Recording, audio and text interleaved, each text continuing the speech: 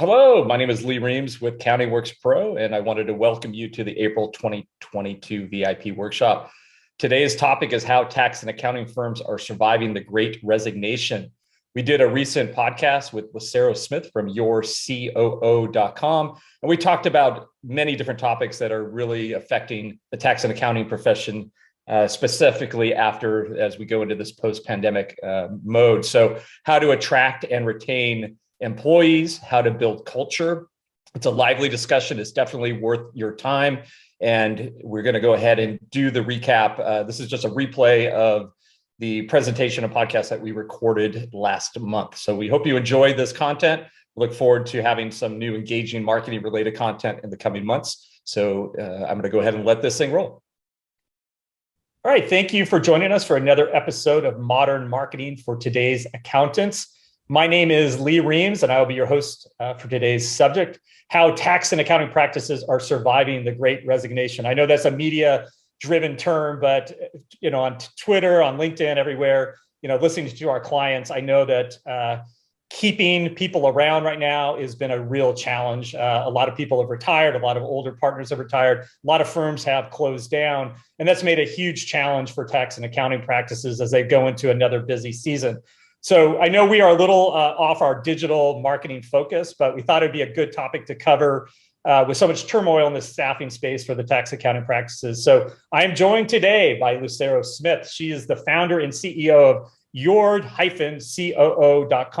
an operations and human resources consulting firm based in Irvine, California. Before I introduce Lucero, I think accountants realize a lot of you guys are jumping into the virtual CFO world. So understanding what Lucero does with your COO is very similar to what it seems to be an exploding niche for a lot of our professionals. So welcome, Lucero. Please introduce yourself and tell us a little background and how you ended up in operations and HR. And obviously, I know this, but you have a little bit of a legal background. I think a lot of that kind of plays into tax and accounting space. Well, thank you so much for having me, Lee. I'm so happy to be here. So I actually got into operations and HR 21 years ago. It was a job that I took when I was in college, and I started out as the only employee of a startup company. And that startup grew, and I stayed with them over the course of 5 years, and I built out their operations. I was their head of HR, and I just continued on that path. Most recently, I left the corporate world as COO of a legal tech company.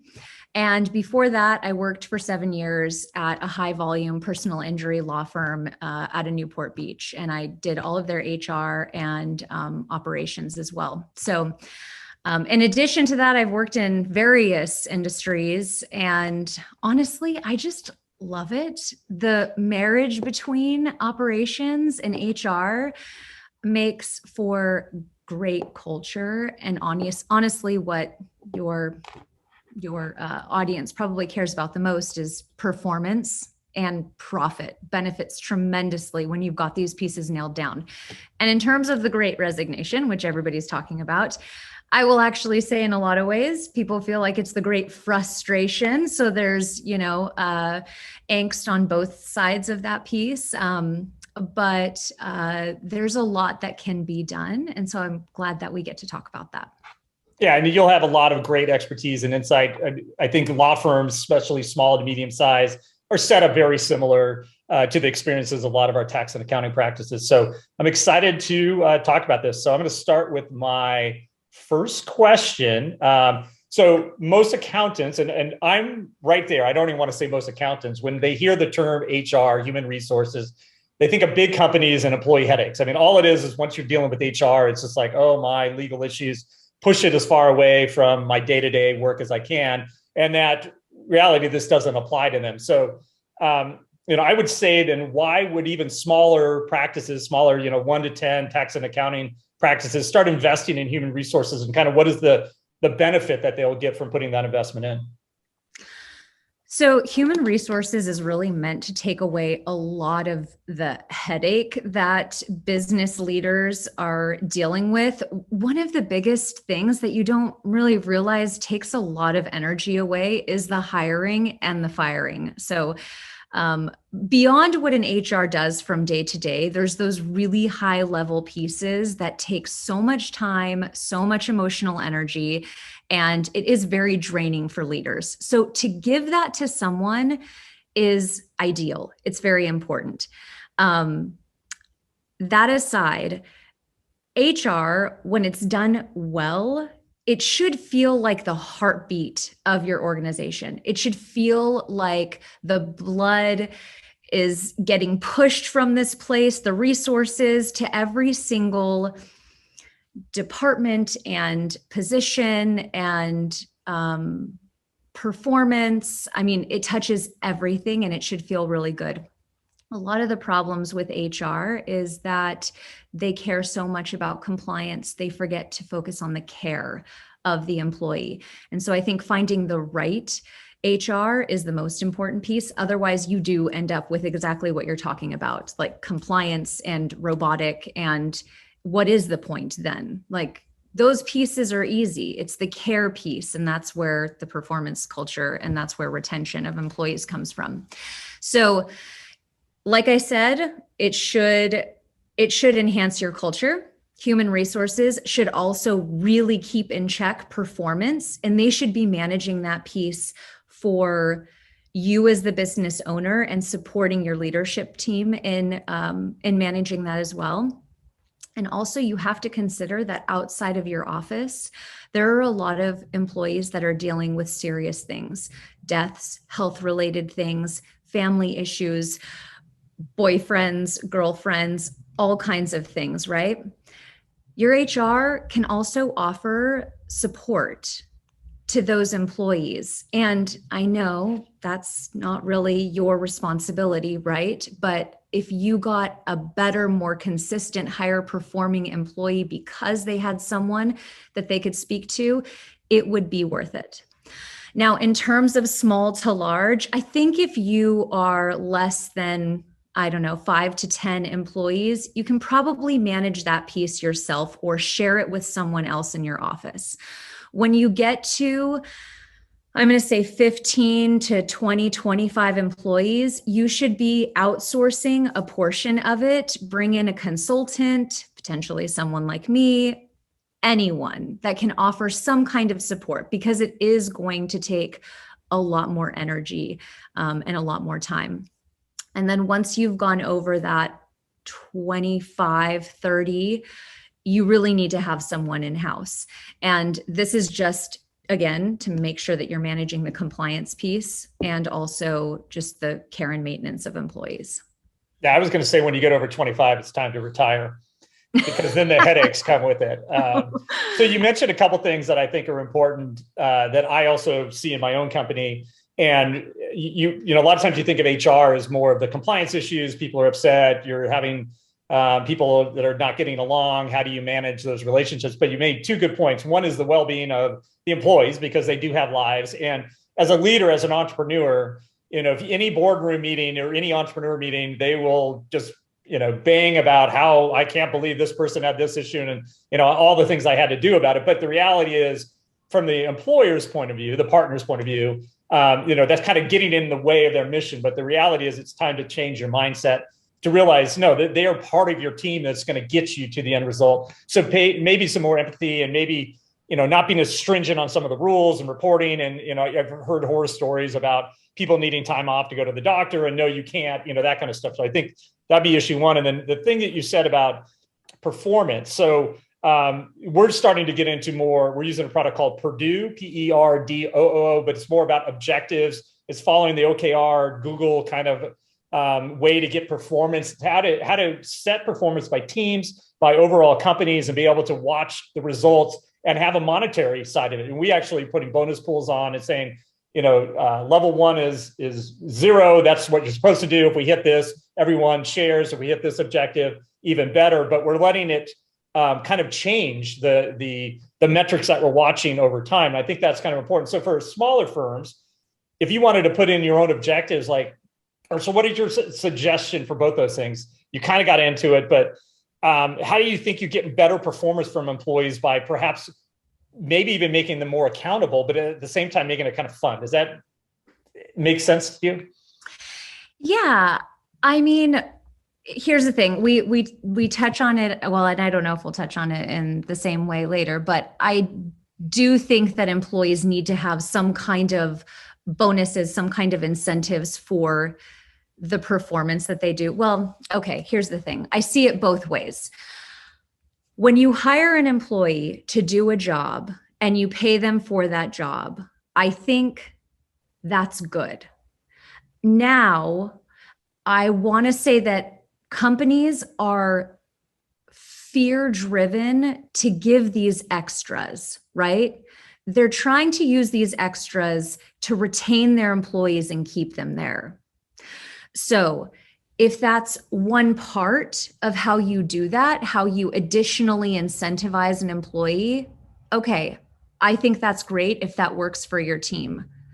Most employees want a little bit of two things. They want money. So when you take them on like retreats and team building things, like that just doesn't make a lot of sense. So what you're talking about is a monetary incentive. I love that. Employees love that. But the other side of it is when they get into work every day, do they want to be there? Do they still want to work towards those additional incentives? So if you overwork an employee, and you're not touching base with them, the conversation in their head and with each other is, oh my gosh, we have so much work, right? We're overworked. Good thing they give us these bonuses. Good thing they're helping us out on the side, because if not, I wouldn't be here. Now, an employee that is constantly communicating with you, you're talking to them, hey, how was your weekend? Okay, great. Have you guys gone to any cool new restaurants? Like just the simple little things, right? Those tiny touches that actually shows them that you care and you want to hear from them beyond like, hey, did you finish that thing by that deadline, right? Then you're going to get the employee who says, I'm actually doing great. Like if you need help with anything else, let me know. So that's actually the more important piece. We can't let fear drive us into throwing more money at employees because that's actually not the solution. It's why it's not working for anyone.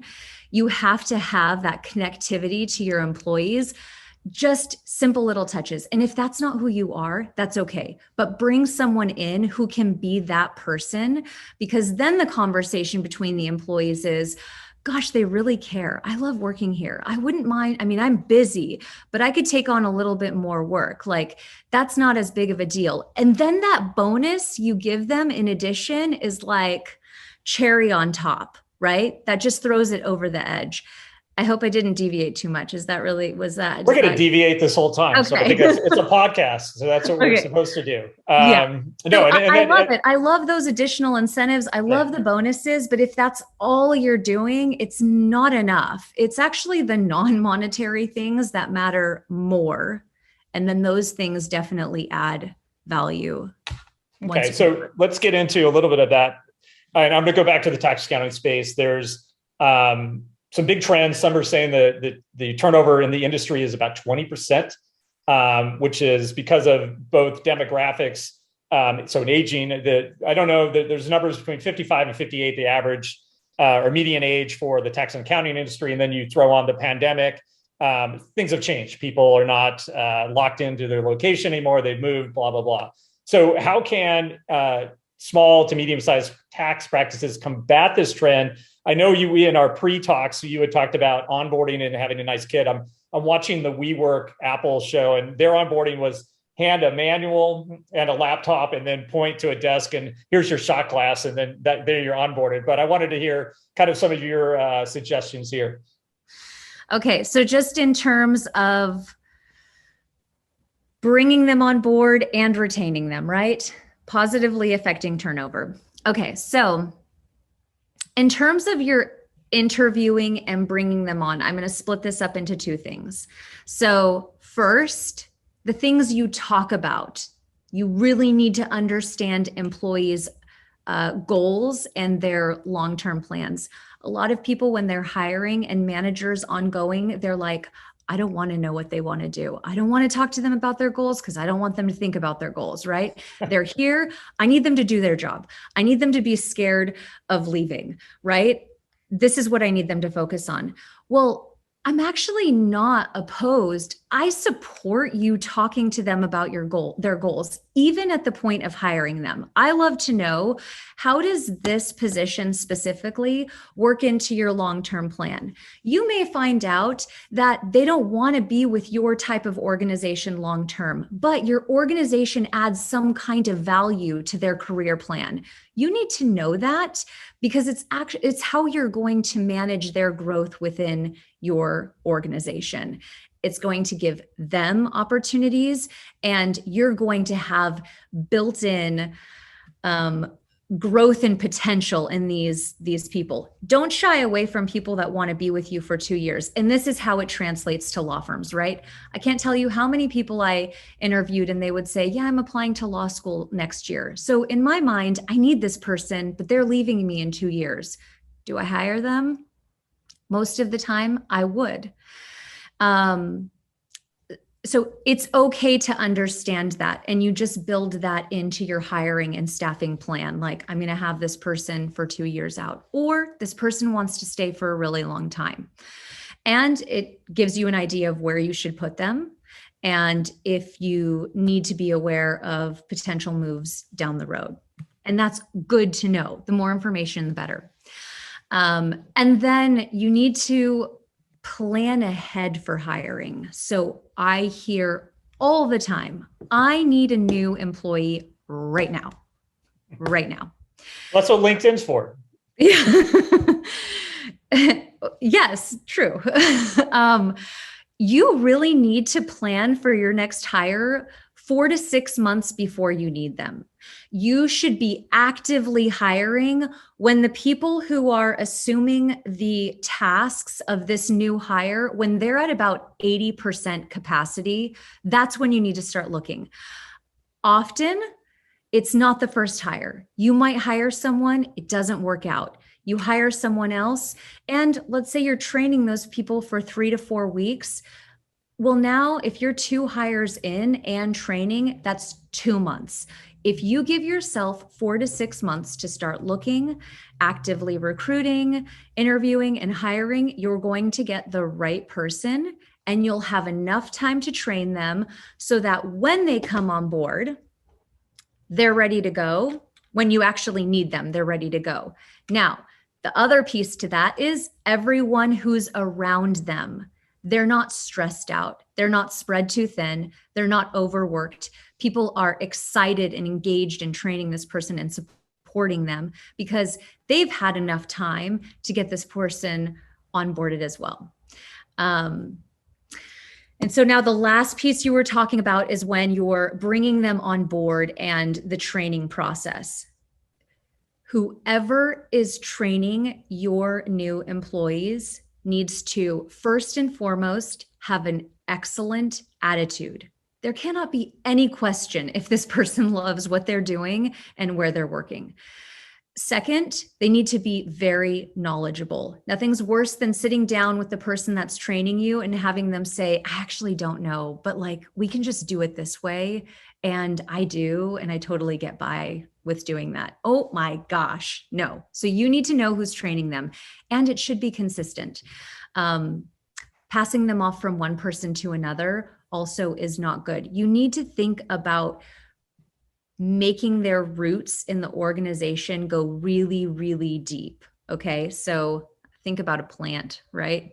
You're not going to change its pot every day, right? You need to put it in there, give it good soil, nourishment, keep it in one spot, kind of the same idea. And you as a leader, or whoever the direct report is of that person, if they're not the ones who are training them, they should be constantly checking in. Hey, I'm here if you need anything. Let me know if you have questions, because right off the bat, you want to create that line of communication. That is not necessary, but it is huge for culture. And it's huge for you maintaining the respect of new employees as they come on board to make yourself available. So that's really important when you're bringing people on. Well, you touched on culture. 2 things that I want to get into culture next, because when the next question I was going to say is, how do you create culture? And especially when you're in a smaller firm, it's a little more difficult. And there's what is good culture, bad culture. What a lot of times I think people try to play a part, which they aren't actually. And there's whatever they see or read on CNBC, and they try to pretend to be that when they're not. I think that gets people in trouble. One of the things you mentioned, I thought was important, and you used a nice metaphor. I love metaphors with the potted plant. One thing, though, that I found as practices grow, and any business grows really, is you might have your first team that starts you out as your startup. And then you get up to $1 million, let's just say for accounting firms, $1 million, $2 million in revenue, and you're starting to grow, and you actually can outgrow the employees that you hired. So you might outgrow their desire. They might not want a higher stress job. They might not want as much bureaucracy, more corporate. It might be their skill sets. And we talk about this in kind of our planning meetings and board meetings as we grow, is we're very loyal to our people. And if you're doing a good job with us, you're staying with us, and we're going to give you every opportunity to grow. And the way a lot of them do is you offer that to this person who is, let's say they're heading up your marketing side. You offer them the ability to grow in this position, but this is what you need to learn. These are the skills you need to be able to do. If you can't do this, I will hire somebody in that position. You can work with them, but I want you to know that we want to give you this opportunity. So there's two things. I'm just adding this as a side note to our discussion. So let's get back into culture. But it is a challenge. A lot of firms as they grow, and they'll go through, team A, team B, team, C, and people that you started with that you would think would be with you forever can't handle when you're doing $5-10 million in revenue. So it's a different thing, which goes into my favorite question about culture. And a lot of younger, Can I say something about that really quick though? I've seen this, and I actually have seen a lot of leaders shy away from creating boundaries around that growth. And it's healthy to create boundaries around that. You don't have to say, hey, I have this position. I need these things done. Can you do it? Okay, great. They're probably going to say yes because they assume money is attached to it, right? So I think it's really good to say, I need to know if this is something you can do. Let's give you 3 weeks to figure it out. Let's give you 4 weeks to figure it out. Create a boundary around it. If this feels like a good fit, I see you doing really well, and you're loving these new responsibilities and not stressed out about them, then let's talk about compensation and let's talk about you keeping this role. If it's not a great fit, that's okay. Let's keep you where you're at. You're still going to have opportunities to grow. We're still going to have this conversation when something else comes up down the road. And I'm going to find someone else who can be in that role. So now when you bring that other person in, if it doesn't work out, this junior employee, this, lower position employee, they're not pissed off. You gave them the chance first, but you didn't waste so much time, right? So how much time do you really have to give them before you need that position filled? As a leader, you have to know that. For the sake of your other team, I know what question's coming, and I'm going to touch on this again. You have an obligation to make sure you have high-performing people doing their job well. Your organization can only thrive and do as well as your lowest performing employee is. That's how you need to think about it. So putting them back in a role where they're excelling in and checking all those boxes in terms of how much time and patience you have to fill that role. That's all very important. So don't shy away from that also, creating structure around it. I like that. So let's get into culture because we've been dancing around it. What are the components? I don't want to spend too much time on this. I want to get through a lot of our questions, but give a brief description of how you would set up culture, from leadership to communication, kind of the insights there. Okay. So what I feel you absolutely need to have great culture. Some of these are obvious, some of them less obvious. Leadership, your plan for your staffing plan. So slow to hire, quick to fire. I'll get into these just a little bit so we can keep moving. Open communication, competitive pay, scalable promotion plan, and that also ties into your staffing plan. And this is so basic, but honestly, clean, fully stocked, organized workspaces. And if people are working from home, figure out cool ways that you can help them create that within their own space. So I'm going to go into leadership really quick. There's a quote, It's on the movie Remember the Titans, and I absolutely love that movie, and I love this quote, and it's basically attitude reflects leadership, right? And that is absolutely the case. So there's this lie that we were told as kids to be yourself.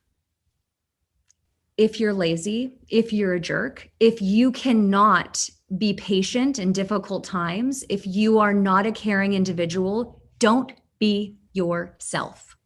And if you just struggle to control those pieces of you, you need to be honest with yourself. Find a leader that can come in and create a buffer between you and the employees, because the leadership at the top that they have constant exposure to needs to be what you expect from them. If you expect them to be willing and open and generous with their excitement and motivated, you need to be that. If that's not you, bring someone else in who can do that for you. Okay. Well, that means like 80% of our people, poor tax and accounting, especially during tax season, they're all going to be, nope, can't deal with this. I can't be the leader right now. Yeah. Or just I'm kidding. away. It's a joke. I know. But no. I know it's really important, because I think a lot of times, especially in stressful industries like ours, especially accountants can get very short, and they get short not only with their clients, but I'm sure their coworkers and everyone else. So I think it's a good deep breath kind of, Zen moment time. And I think it's important to understand, especially when you're building your culture out. So I'm agreeing with you. I'm just laughing. Okay. Okay. So number 2, slow to hire, quick to fire. I know this seems like a staffing thing. It's not. This is massive for culture. If your team sees that you are keeping people employed and paying them, and they've got a bad attitude, they don't do their job well, they don't do their job at all, they will lose respect for you as the leader. They will assume you cannot, either you don't see it, you're not paying attention, you're dumb because you're not picking up on these things. The only thing that comes along with keeping unqualified and underperforming employees in your team is it diminishes who you are as a leader in the organization, and the culture just goes to poo without.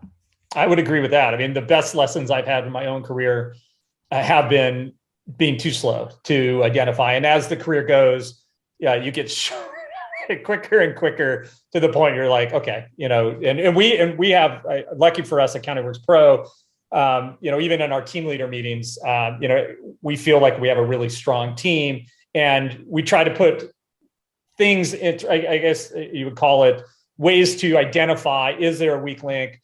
Is that person need assistance? Let's help them. If not, let's replace them and move on and improve. And anytime someone moves on from the team for whatever reason, we always try to hire a better version of that person. So I think it's important. So I think that's good for culture. I know we have a lot more to talk about. I want to talk, you said a little bit about the clean workspace. And to me, that goes into CountyWorks. We're basically a digital front office for tax and accounting pros. I believe, and I try to communicate with our client base, that positioning and branding, that image, that prospects that might be hiring, you might be looking to hire, they're going to look at your website.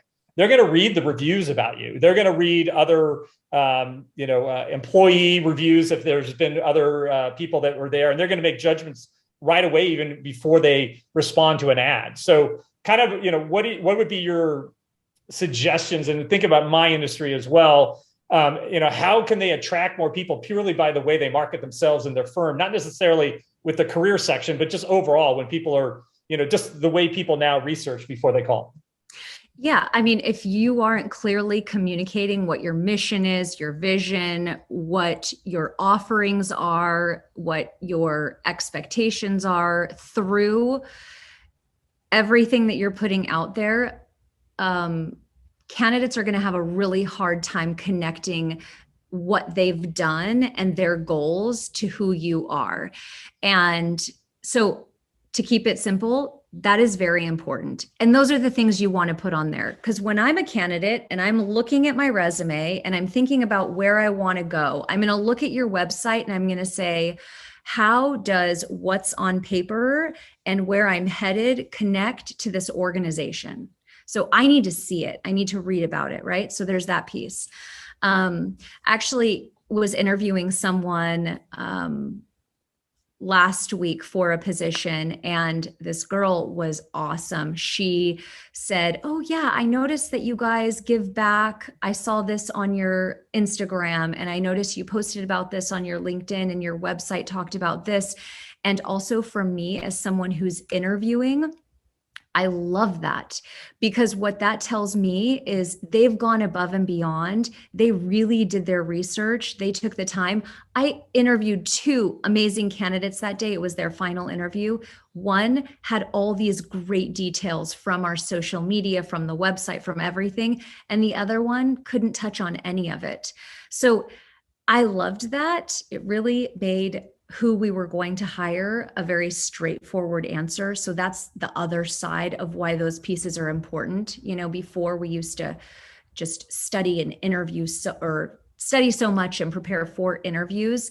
And most people don't do that. Some people still do. And when they do, I think it's a more obvious choice because they did their homework, and you create that possibility.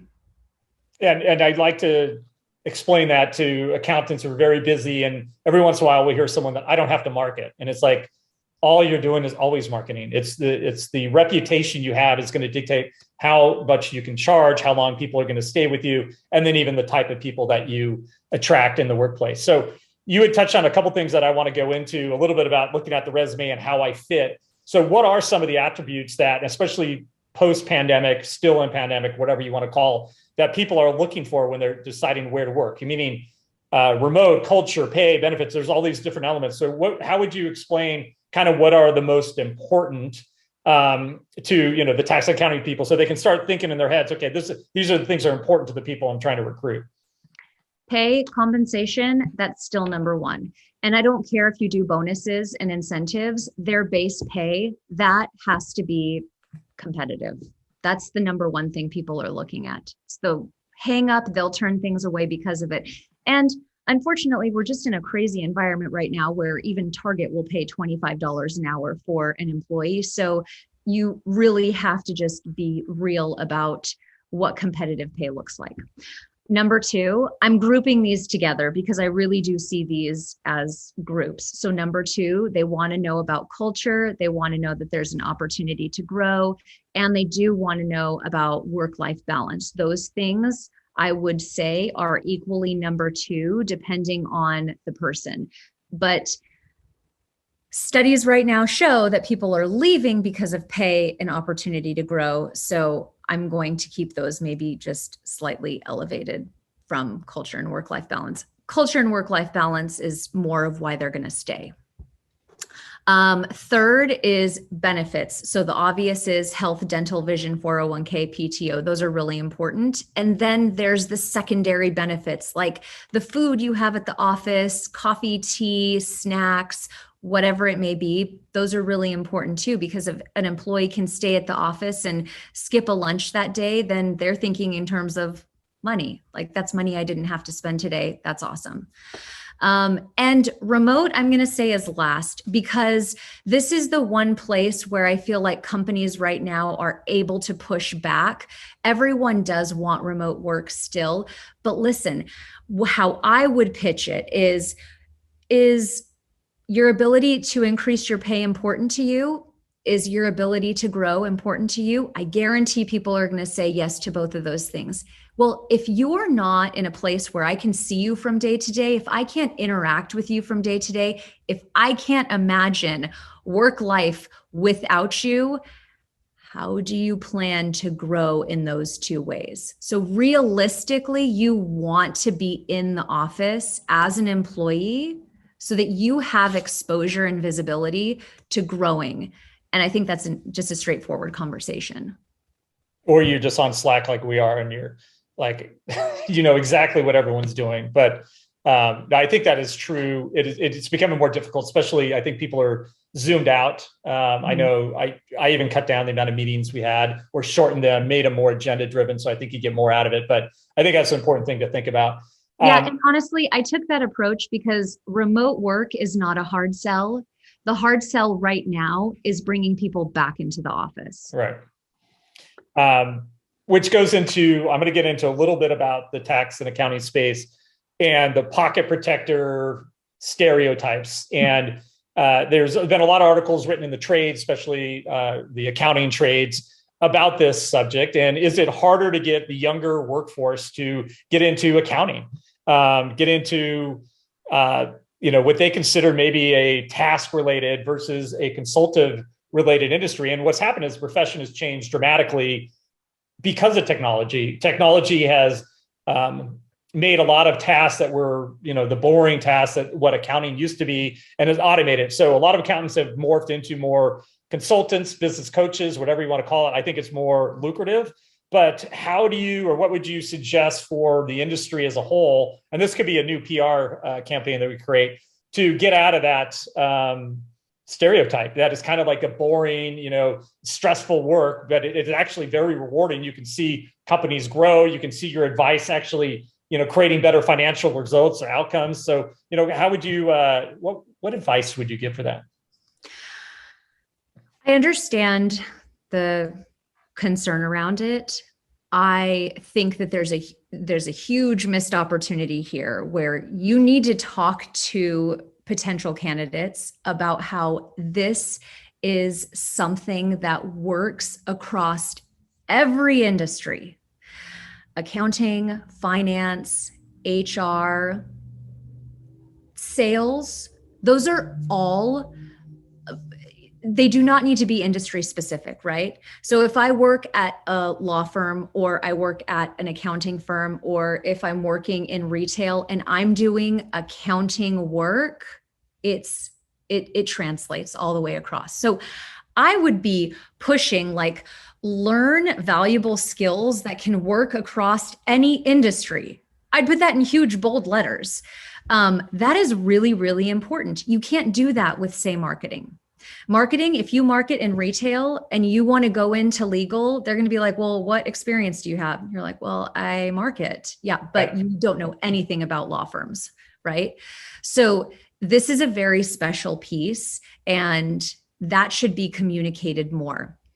That's how you bring them in.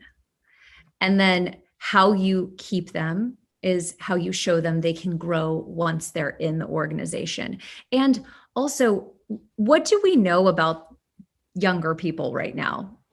They love living on TikTok and Instagram, this generation of instant gratification, and everything looks beautiful. And if I don't like it, then I'll put a filter on it, or I'll go buy something else, right? It's just right now, I want it right now, like the ultimate temper tantrum. This also plays into those needs and those wants. If this is a skill set that you can use across the board in many industries, it actually creates opportunities for you. Again, I can see why you might be hesitant to communicate that, but once you get them in the door, it's your responsibility to keep them. I still think that is the strongest pitch to getting beyond that stereotypical understanding of working at an accounting firm, what that looks like. They're a lot of fun. Trust me, our CPA firm is, they have much more fun than I do. And I've gone on vacations with them, and yeah, they're not the stereotype. So that's for sure. All right. So I'm going to go into now, let's get into the actual in a practice. And one of the issues is kind of retention, or people leaving because they feel like they can't grow anymore in the firm. How can tax and accounting firms address that, and perhaps, communicate that as to the, younger staff, perhaps people that aren't partners yet, that then go off on their own. And then the fear is they take their clients with them. So, how would you create a structure around this? I love this question. It's another thing that I want to say leaders usually shy away from. They're like, if we don't talk about it, then maybe they won't notice, but you have to hit it right on the head. So we deal with this at law firms. There's two types of people. I call them the haves and the have-nots, right? I didn't make that up. Comes from something. And you build structure and growth into that. So your haves are the accountants. They have the technical pieces. They're in a different position than the people who are more in supporting roles. At law firms, it's attorneys. If you come in as a legal receptionist, you might move into case management or paralegal work, but without a law degree, you're never going to be at the level of the attorney. Same thing with accountants. So you've got your haves and you need to create structure in there. So what do they come in at? Maybe they come in at junior, they can grow into associate, they can grow into senior, executive, whatever there is. Create a structure around them, create pay incentives, create bonuses, whatever you want to do, and make sure you're connecting with them. You know, maybe a senior executive level gets to go to a monthly lunch or something with you, something extra special, right? So build that in there. At the end of the day, it is hard to start your own company. It is, even if you're leaving with clients, it's really challenging to get that going. So the easier you make it for them to do their work, enjoy where they're doing their work, and get paid for it, they're not going to want to leave. They're less inclined. And then you do the same thing with the have-nots, right? You've got your entry person, your mid-level person, your senior person. This also is great for scaling, but you build that pay incentive in there, the growth opportunity, all of that. And everyone is happy, but you kind of just have to be open about that. I think more mature firms, they know that and grow into it.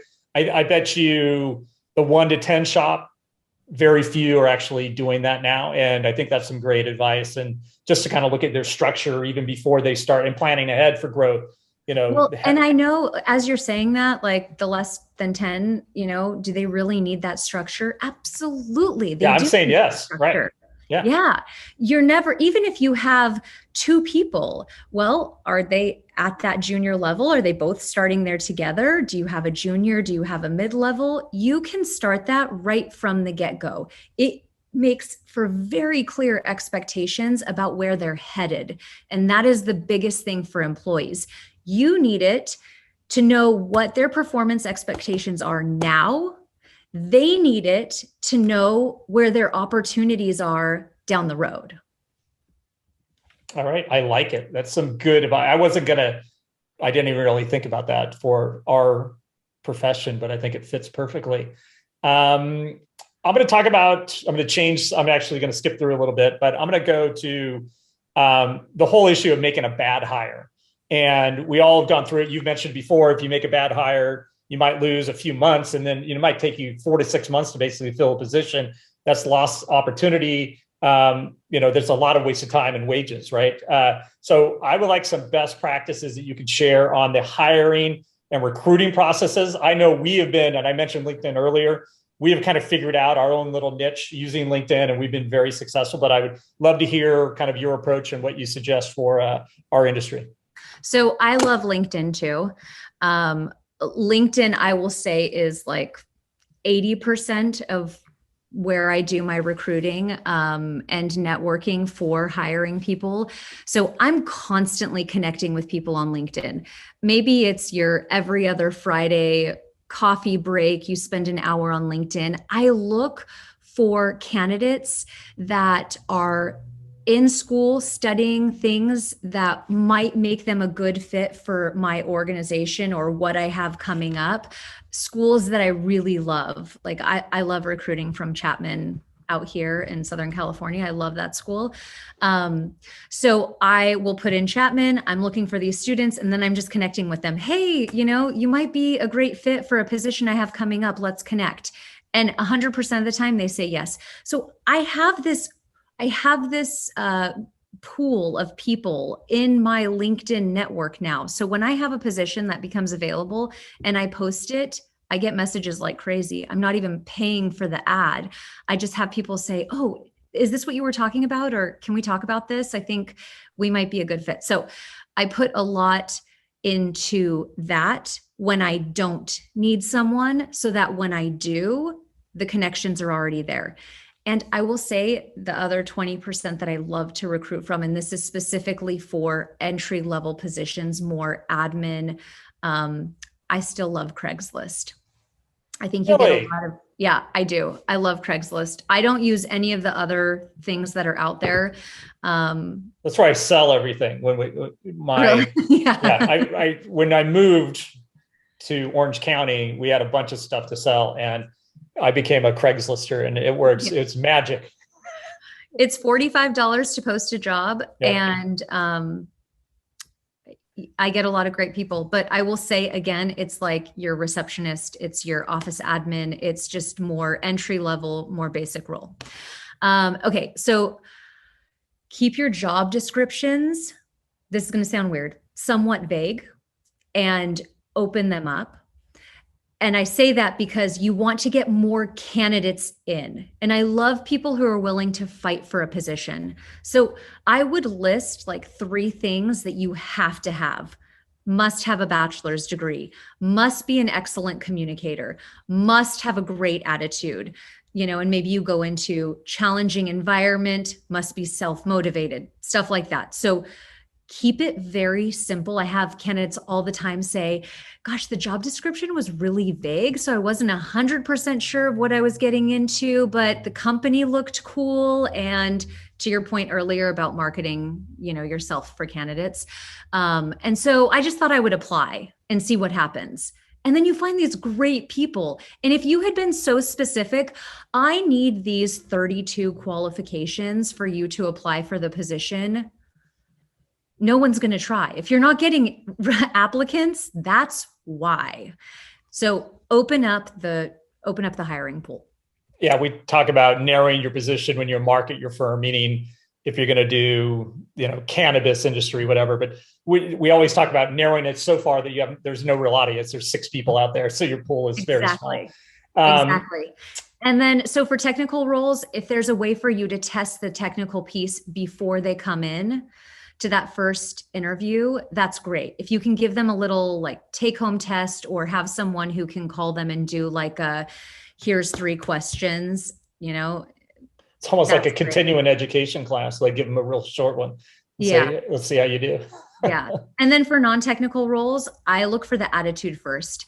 I care a little bit less about what they've done. I care a little bit less about how long they've been at each position. I want to know if do I want to spend my days with this person? Do they have a great attitude? Because I think you can teach someone just about anything if they have a willingness to learn it and they have a great attitude.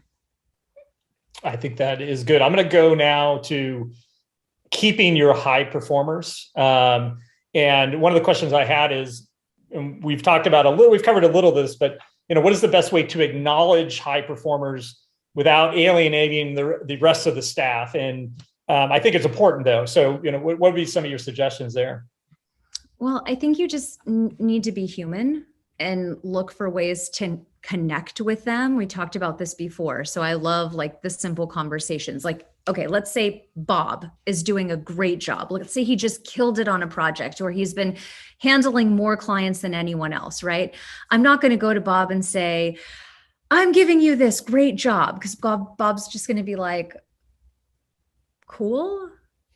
So I would make it more of an intentional connection. Hey, how are you doing? What do you do on your free time? Like, hey, we haven't connected. Here, come to my office or sit at my desk with me. And then after you've had that basic like entry conversation, I'm glad you had a minute to chat. I wanted to thank you for the job that you did on this project, or you're doing such a great job. I want you to know that I'm noticing it. I really appreciate it. And by the way, I wanted to give you this gift card because I feel like, I just wanted to say thank you and also say thank you with this as well. It doesn't, and I think a lot of times business owners or managers, they don't take the time to say thank you because they are afraid that the employee thinks it's going to mean more money. Well, a gift card is money, right? I have a friend who owns a law firm, and right now he just gave a bunch of his staff $50 gas gift cards. That's huge right now. Gas prices are through the roof, right? And what they did is they turned around and they all, like, a few of them posted it on social media and said, like, best boss in the world, like, is understanding of current situations, you know? So it doesn't have to be big. If you think it has to be big, it's scary. You're not going to have time for it, and you're not going to feel like you have money for it. But once a quarter, you go over to Costco and you buy a ton of $25 and $50 gift cards to various places. And then when you're ready to say thank you to someone, you're already set. Bring you in. How are you doing? Thank you, by the way, wanted to give you this, and keep up the great work. Let me know if you need anything. I love having you in the office. Okay. Frequent acknowledgement. That's the first piece to keeping and acknowledging high performers. And then the other piece are the annual raises. You can't put these off. When people put these off for like a year and a half, 2 years, it's very demotivating to employees. They need to see constant and periodic growth. So annual, I think, is very it's expected. It's fine. You might get people that come in after 6 months and say, hey, I want to raise. Every 2 months.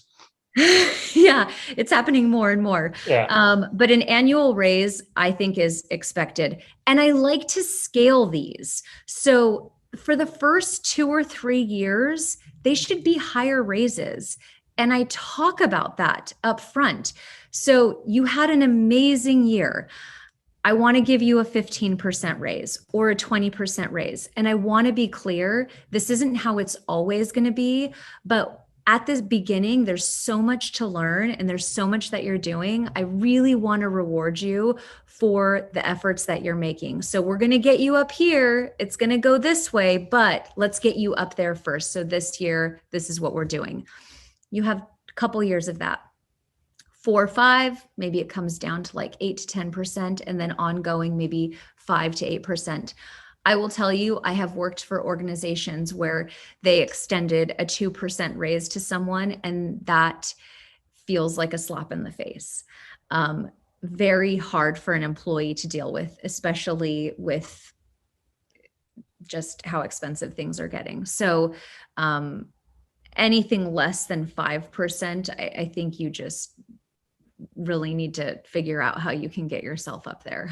There was an article I read about culture in Japan, and it was an accounting position. And I think they started the base, but it was like a $4 raise annually. It was the craziest thing I've ever read. But it also made you think how lucky we are to be in the United States and have opportunities all over the place. So I think that's very good. Actually, I front loading them. I've done that actually by accident. Younger people that are newer and gaining new experience, I usually bump them more purely from their getting more responsibility. But not on. There was no strategy behind it, which makes me kind of laugh. But I think that's some really good advice. So I want to move into the unfun stuff of operations and HR, and I want to talk about some common issues. And some things that come up that people need to know about and kind of how to relate to it or how to deal with it. So we're getting out of the fun part. What we've been talking about is all the fun stuff, but let's get into a little bit of we'll do this and then get into some of the horror stories. So take it away. One of my really good friends is an employment attorney. And so we talk about these types of things, some of the just scary pitfalls of managing people.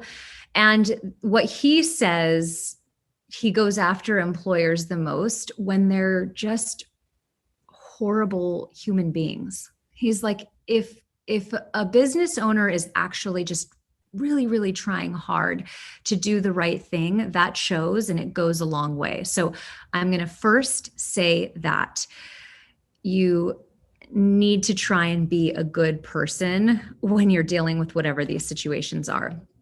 So I would say I tried to narrow this down to one, and honestly, I would say health issues are probably the biggest thing where the health issue might cause a decline in performance, or it may cause the employee to need to be out a lot, or they become less dependable. Those are all things that happen as a result of that. So meeting with the employee and showing them some sympathy and letting them know that you know what's going on. There's two sides to this, right? So sometimes employees want to talk about it, sometimes they don't. If they don't want to talk about the specifics of whatever it is that they're dealing with, I like that, because then I'm not on the hook for the specificity of whatever issue it is that they're dealing with. But if they want to talk about it, then I jump really far into it. So I make sure I understand and nothing catches me off guard. Usually what people want to know is, well, who needs to know? If there's, I don't know what everyone's structure is. Obviously, it's very different from one place to the next. So if you have a direct report and I'm the HR or I own the business, do I need to let that direct report know, that manager? I'm going to say no. I'm going to say you don't tell them. But what I would do is, if this employee came and talked to me and said, hey, I just was diagnosed with cancer, or my mom was diagnosed with cancer, and it might affect things a little bit, right? You have the understanding conversation. Now I'm going to go to that direct report or anyone who works with that person closely. And I'm going to say, hey, how's John doing? Oh, they're doing well. Okay, great. That's wonderful. Let's just keep in touch for the next little while and let me know if anything comes up that I need to be made aware of. And if this is you and you're that person, then you need to approach it the same way. So how is their performance? You need to keep, really tight rein on that, even more so. I think, again, some people are like, well, now I just can't touch them because I don't want to get sued. Like, I just need to let them do whatever they need to do. No, actually, you don't. Really, the only time you have to change how you're managing that person is if a doctor writes a letter to you requesting certain accommodations for that employee. So as long as that hasn't happened, you need to maintain performance. You need to have certain expectations. If they ask for something, you need to ask yourself, is this something I can do for them? If you can, great. If you can't, then you can't, right? If they come back with a doctor's note that says they have to have this accommodation, depending on how many employees you have, you could still say, well, I just don't have that within my organization. You're not obligated to bend over and make every accommodation work. There is some reason within that. And then don't be hesitant to check in and make sure they're okay. You don't need to go through like the whole scenario all over again. You can just say like, hey, doing good? Everything's okay? All right, great. Let me know if you need anything. And again, I wouldn't hesitate if things did start going downhill. The first thing I would say is, these are the expectations. I know you have this going on. This is slipping. This is slipping. You can still talk about performance and expectations with this situation that's come up. And if it continues, then say, I'm in this position now where it's just not working out, but I know you're going through something, so I want to be there for you.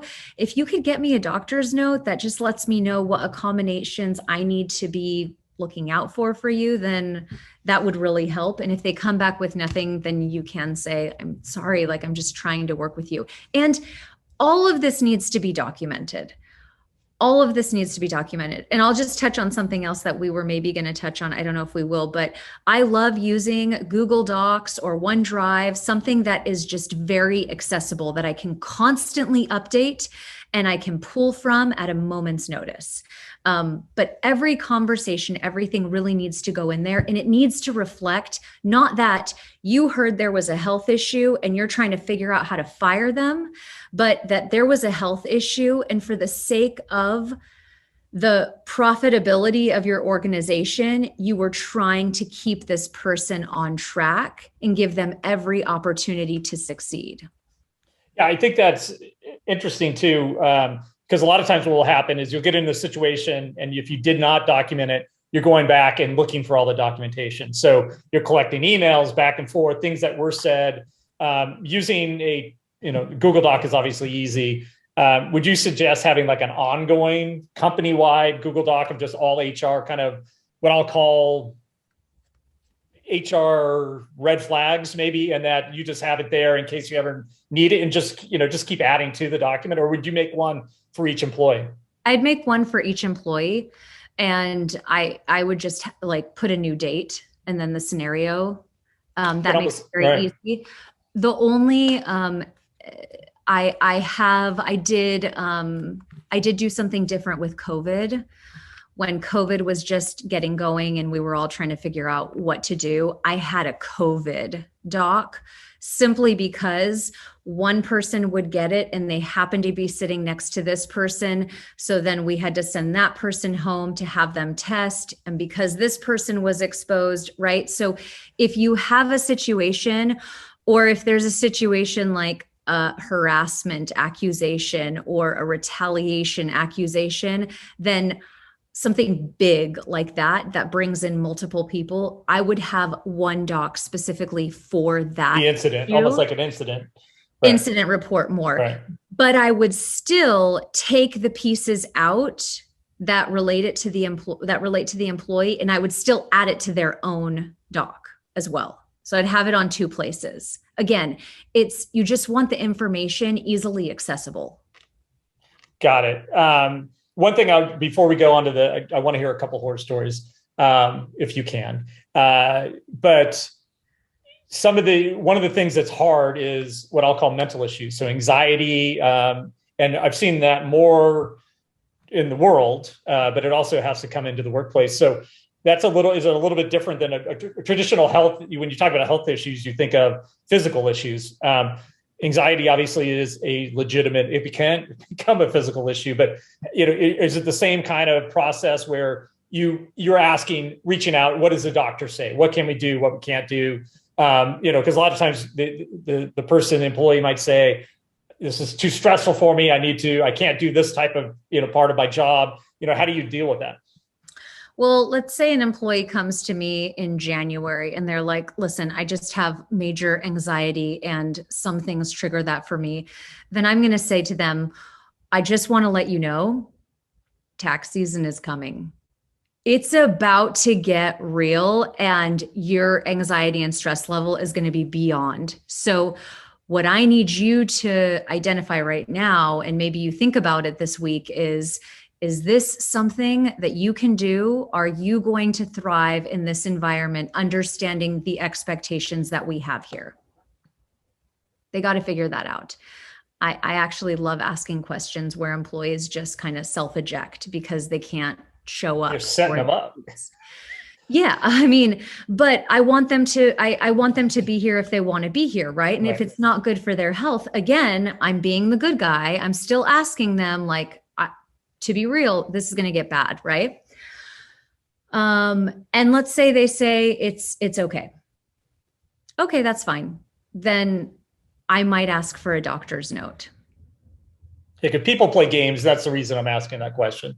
And I've experienced drug usage, and just the whole, the experience from a leader's point of view. You're like, this is foreign to me. How do I deal with it? And you go straight into, that's a health related issue, and you're worried about lawsuits, even though you're the victim, really, as the employer. You have an employee doing drugs on the job, whatever it is. So that's kind of why I was asking, just a general idea of how you handle that. Yeah. Well, so side note to that is California is very pro employee, right? Right. But one thing I love about California is we're an at-will state. So if I am noticing that someone comes in and they don't look showered, or they're on Zoom, they don't look very put together, they look super worn out, maybe they don't have their video on. Oh, virtual work, I think videos should be a must, to be honest. But if I'm picking up on these things, and there's a chance that it could be something like that, drug related, might be, they're not going to be able to hang with the performance expectation long term, I'm going to let them go. And I'm not going to make it about anything other than it just wasn't a great fit. Because if I don't say it right, then it's okay. I can let them go. But if I say I'm firing them because I suspect they're using drugs and I think they have anxiety or depression, or, well, now I'm in a bad spot. But if I just say, you know what, it's not a good fit. But thank you. Then you're There you okay. go. Just I let like them it. know. Can you share any legal horror stories or anything? So not specifics. I know I didn't ask for names. I don't want to.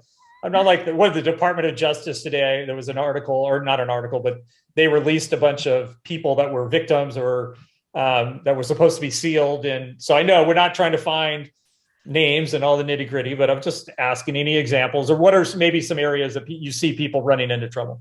Yeah, well, so I'll tell you how I think you stay out of trouble when it comes to like the big things. And for me, I would say the big things are lawsuits, um, because everything kind of heads in that direction, right? The yellow brick road leads to lawsuits. And so every employee I'm interacting with, I just think, even if they're a great employee, I always kind of keep this like running list of things in my head. If this is the best or worst thing that happened to them, could they sue me for $1 million? I just assume every employee is going to sue me for $1 million at some point. Yep. And usually it's higher. But I just assume everyone wants to sue me. And so that's kind of how I lead the day-to-day things. So I think common things that happen are sexual advances. So if you're a male, you never have closed door meetings with females. You always have a third party that's there, and hopefully they're a female. Even on Zooms, I think that's really important. I've sat in on many Zooms where I've said nothing. I've just taken notes, and that saves you a lot of heartache, because anything could be misconstrued as some kind of sexual advance.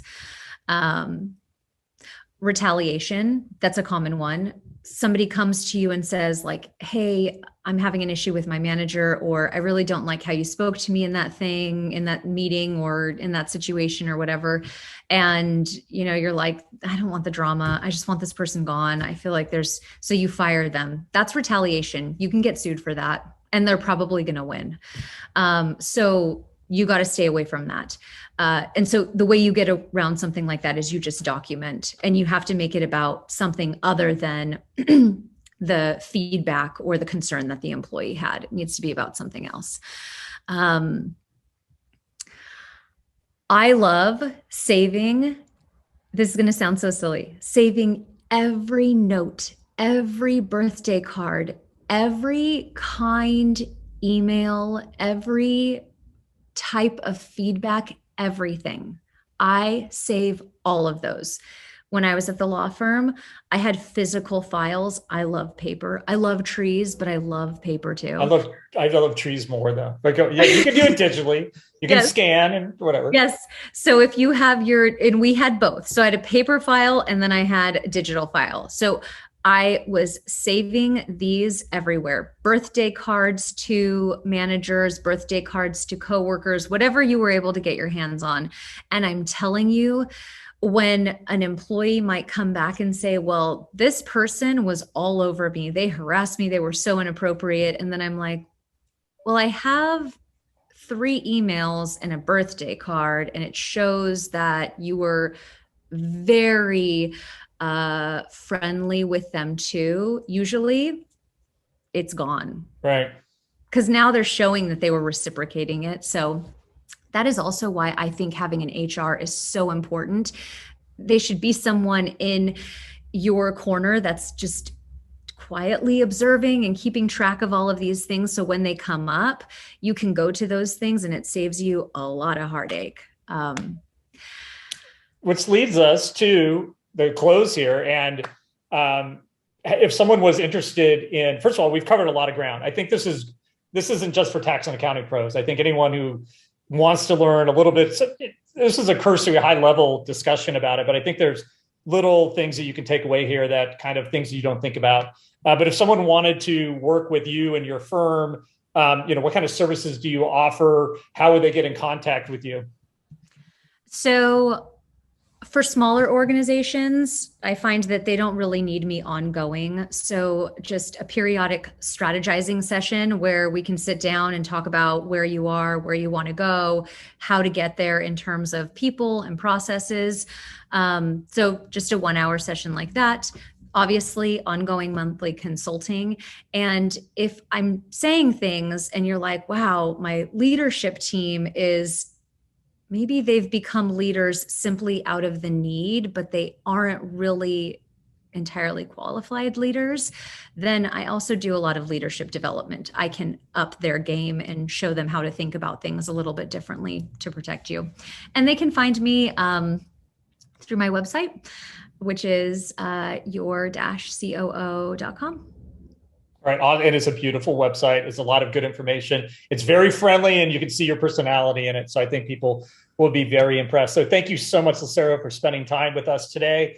Again, accountants, we will interview people like this as we go, a lot of mostly marketing, practice management related, but I think this is a topic that is well worth investing your time and spending the hour or so on this podcast. So again, we look forward to seeing you in a future episode, and thank you for your time. Thank you. Thank you.